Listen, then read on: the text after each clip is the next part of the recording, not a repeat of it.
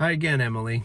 So I'm going to hopefully show you in this example why maybe easier isn't necessarily better. Um, but again, I'd love to see examples of how you're using your software in your work.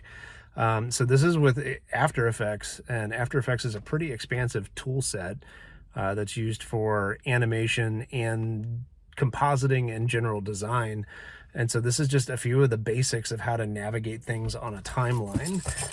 So you have things like your staging area, your project area, and I have a handful of standard tools that I use. And when you really want to get into the nitty gritty of it, there's this whole effects tools area that gives you everything from distortion effects, compositing effects.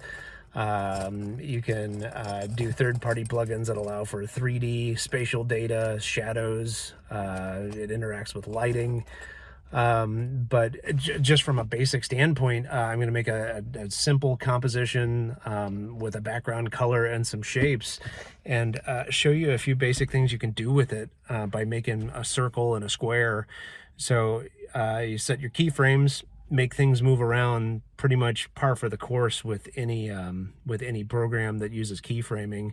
But if you dive a little bit deeper into it and add things like this Ease and Whiz plugin, where you can set preset variables for how you move things around. If you take a look into how that works, it's not just like slapping something that somebody else made onto there. It's actually building an entire equation using basic math, basic physics, and so a core understanding in algebra, geometry, and basic physics is really essential for getting ahead in this area of study in the industry. And just for another basic example, so the square, you could see we can add rotation data to that. And so I could go through and keyframe exactly how I want to rotate, or I could write a simple script of how it's associated with a constant. So different constants could be like time or position. Since, in geometry, you have specific position points based on your graph. So with this, I'm just associating it with time times 20, time times 40, just so you can see how that affects things. But then I can also anchor that to other layers within the composition. So I can have my time associated with the point of the X value of another layer. So this might honestly sound like a lot of jargon. And even as I'm saying it here, it does seem like a lot.